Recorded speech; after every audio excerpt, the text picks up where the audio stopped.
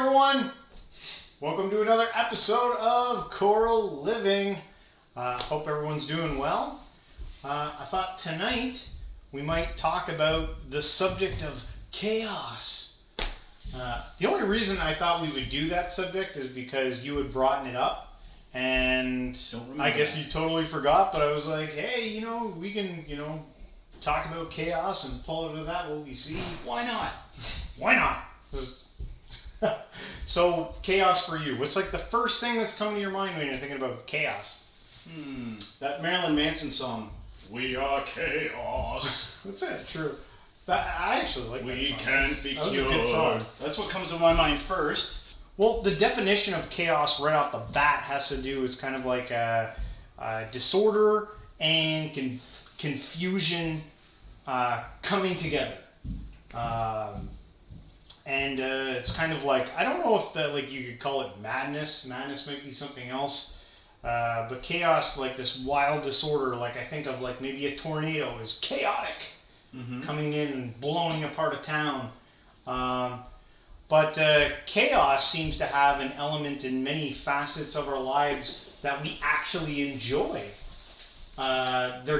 Chaos can be a great distractor from regular, mundane life. Don't you think? Like, take something like heavy metal music. I like heavy metal music. Right.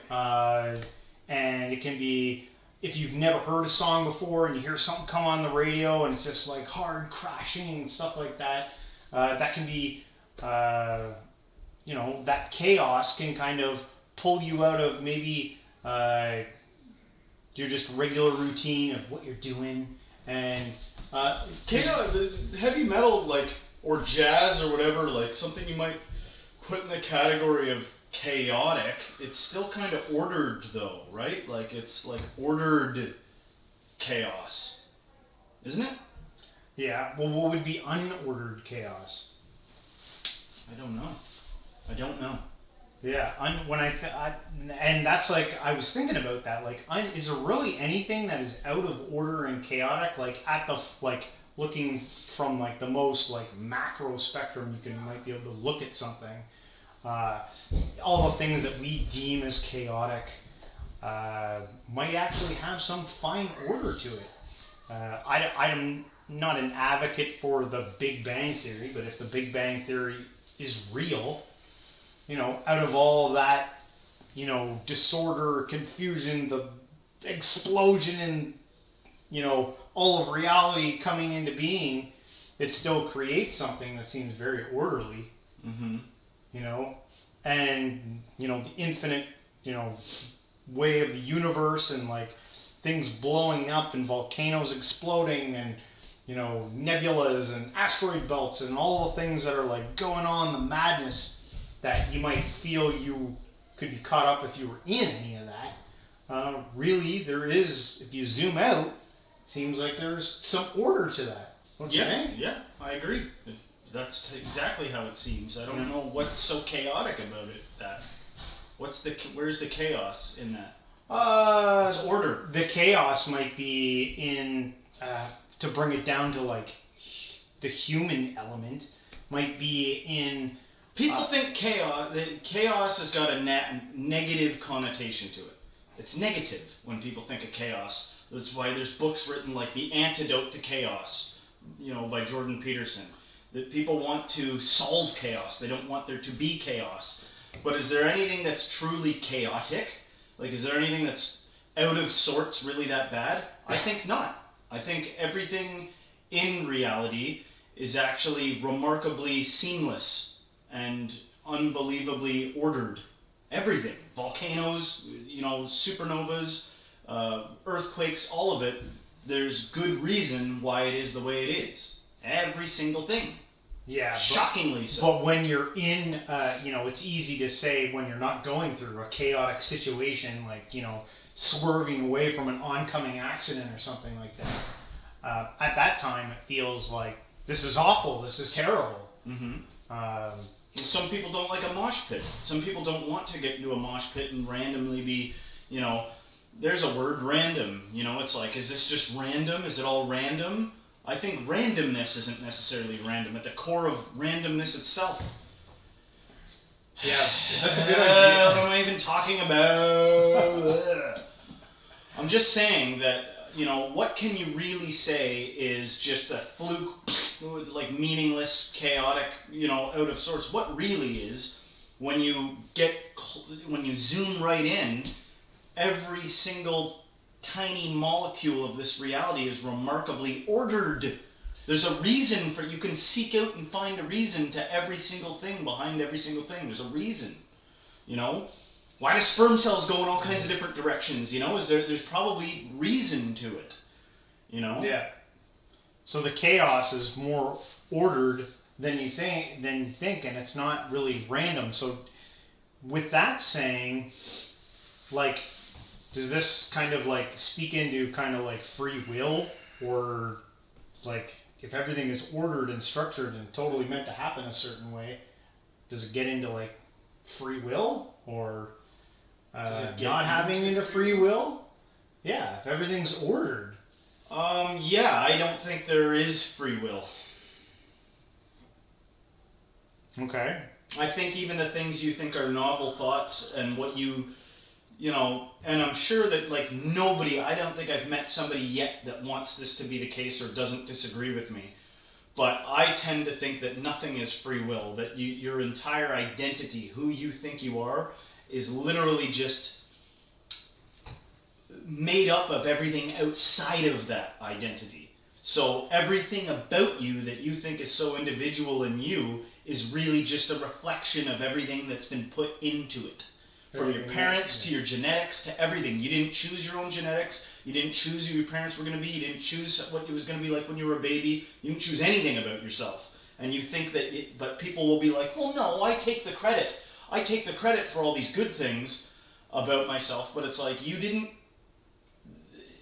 it was just so happened to be that you were born in the country that you were born in, all this stuff. And the way you make your decisions and the thoughts that pop into your head, if you watch your thoughts as they arise into your mind, you meditate, you know what it's like to be looking at your own mind and your own thoughts and see them almost as like alien in nature, like they come to you like thoughts, yes. Get up and check your email, or blah blah blah, even if it's something like my butt's itchy, that's your body doing something autonomously, independent of you. You can be aware of it and all this stuff, but what's being aware? What is the software or the hardware that's in you that's being aware? And you didn't make any of it. All of it came from outside of you. So what's really even in there? Yeah. And so chaos, no. I don't think it's chaotic. I think everything's extremely ordered, all the way to the point where there's no such thing as free will. There's an illusion of free will. It feels like you're making decisions and doing things, but every decision you make is just a construct of something outside of you. All your preferences, everything you like and everything has to do with genetics you inherited, and the culture you live in, and all these different things. Well, they formed your very illusory identity. It sounds like you're making an argument to say that chaos isn't real at its fundamental core. Chaos is an illusion. It appears, like it can appear to be chaotic. Like, if you go onto a battlefield and there's guys being shot and falling over, you'd say, like, this is chaos, this is chaotic. But there's reasons and reasons and reasons behind every single thing that's going on there. Yeah.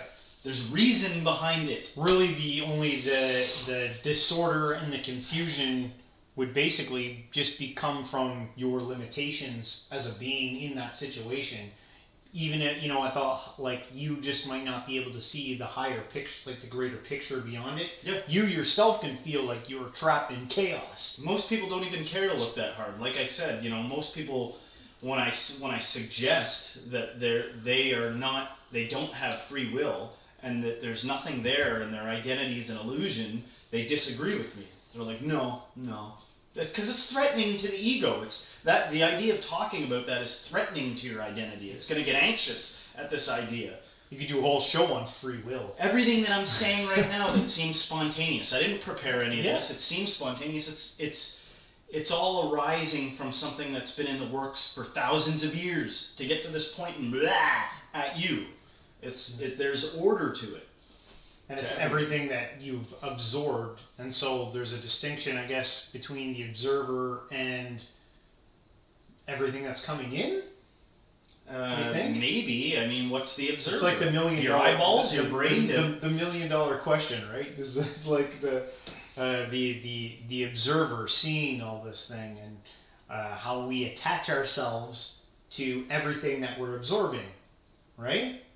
And so I guess we make our own chaos. We make chaos through the way we label everything and all the situations, how we interpret it and how it makes us feel.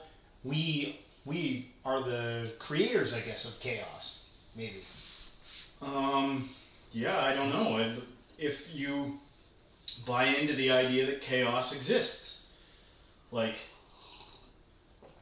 the creators of it, how can we be creators of chaos? What do you mean, like humanity? No, we just label it as chaos because that it makes us feel confused, or we feel disorderly, in our situation. So we label that chaos, but really, it might not be as disorderly as you think, and you might not be confused as you think. I don't know. Now I'm rambling. Yeah, like the idea of confusion, I guess, like it's hard to not just go crazier and crazier and more abstract, but it's like this idea of confusion. It's like, it's the opposite of sure, positive, and I'm sure of what's going on here, and I know what's actually happening. You never know anything of what's going on at all already. Yeah. There's an illusion of thinking you know what's going on. It's always what you would consider the thing of confusion. Like, you are confused. You can't be certain of anything. You don't know when you're going to die. You don't know. You don't know what's going to happen tomorrow. You don't know what's going to happen tomorrow. You don't know what's going to happen 5 seconds from now. Yeah. So that's the perma state. Is that, but nature or reality seems to have a plan, and it's unfolding over time. Yeah. Or at least through entropy, just becoming more novel and complex. Yeah.